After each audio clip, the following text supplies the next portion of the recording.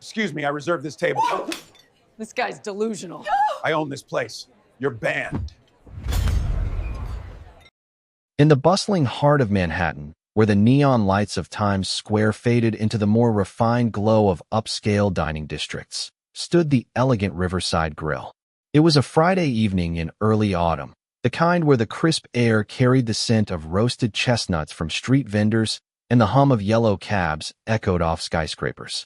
At 8:45 p.m., the restaurant was alive with the clink of fine china and the murmur of affluent conversations. Linen tablecloths draped over mahogany tables, and floor-to-ceiling windows offered stunning views of the Hudson River, its waters shimmering under the city lights.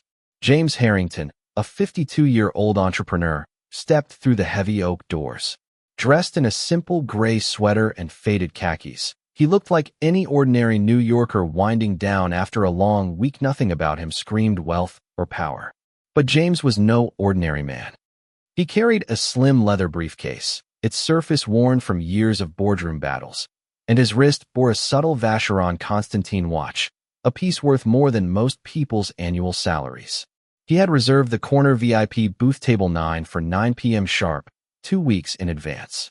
It was his quiet ritual, a solo dinner to reflect on the week's triumphs and setbacks. As he approached the hostess stand, James noticed a young couple already lounging in his booth. The man, Tom, in his mid-30s with slicked-back hair and a designer blazer, sprawled across the leather seats like he owned the place. Beside him, Sarah, elegant in a red cocktail dress, was busy tapping away on her phone, her laughter echoing lightly. They had ordered champagne and appetizers, clearly settled in. "Excuse me," James said politely to the hostess, Lisa, a sharp-featured woman in her late 20s. "I have a reservation for table 9. Lisa glanced at her tablet, then at James, her eyes narrowing ever so slightly.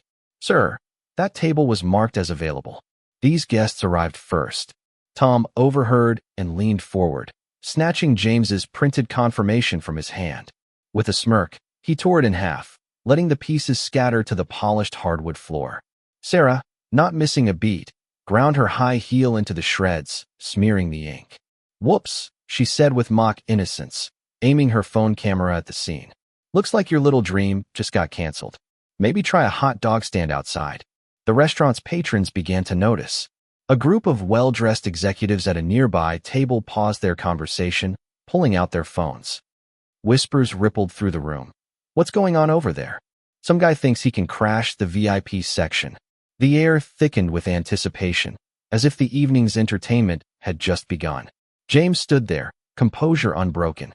He had faced worse in his climb from a modest Brooklyn upbringing to building JH Enterprises, a hospitality empire spanning the East Coast. But this was a test of patience in a place he literally owned. He pulled out his phone, showing the digital confirmation email. "This was booked under my name, JH0942. 2 weeks ago."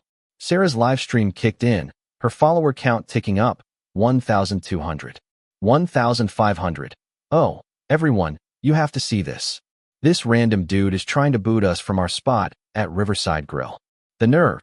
Comments flooded her screen. "Call security." "Entitled much?" "This is gold."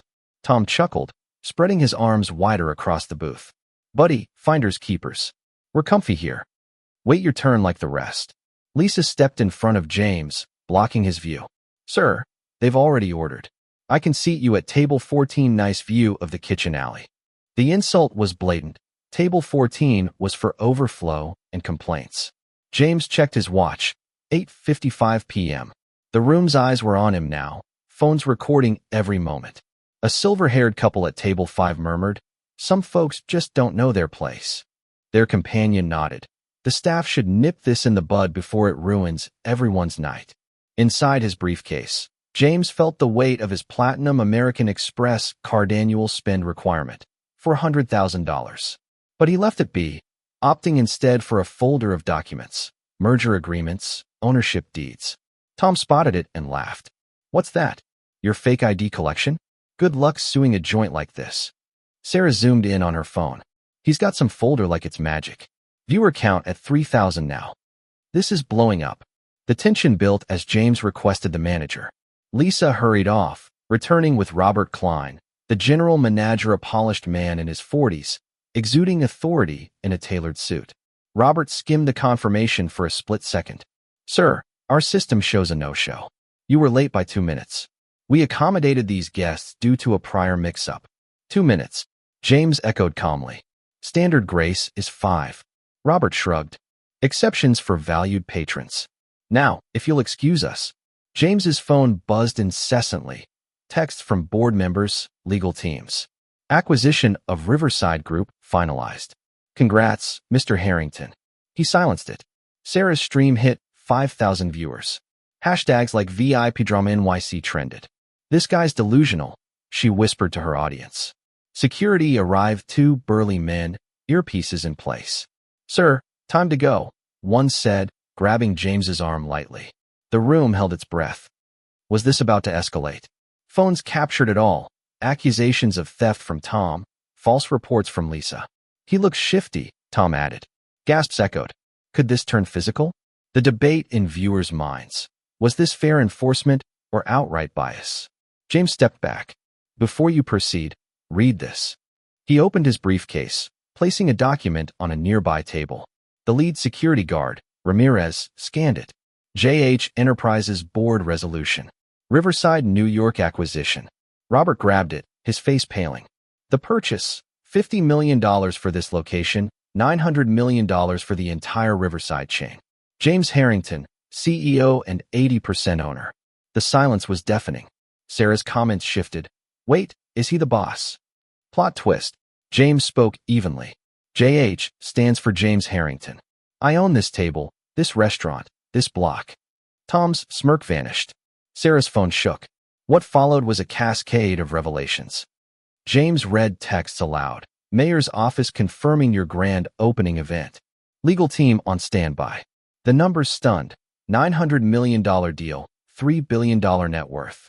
He addressed the couple. "You're banned from all 900 JH properties." To Robert, "Suspended." Lisa, "Fired." Security, "Bias training or out." On speakerphone, JH's COO, Elena Vargas, confirmed everything. Discrimination policy, 0 tolerance. The high-stakes drama peaked as James outlined reforms, mandatory training, audits, hotlines. The room watched, debating internally, was this justice or overreach? Tom and Sarah slunk out, their careers teetering. Viral clips spread, 10,000 views. 50,000. In the days that followed, JH Enterprises rolled out changes.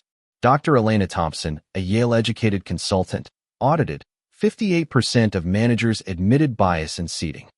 New policies, respect first. Feedback kiosks installed.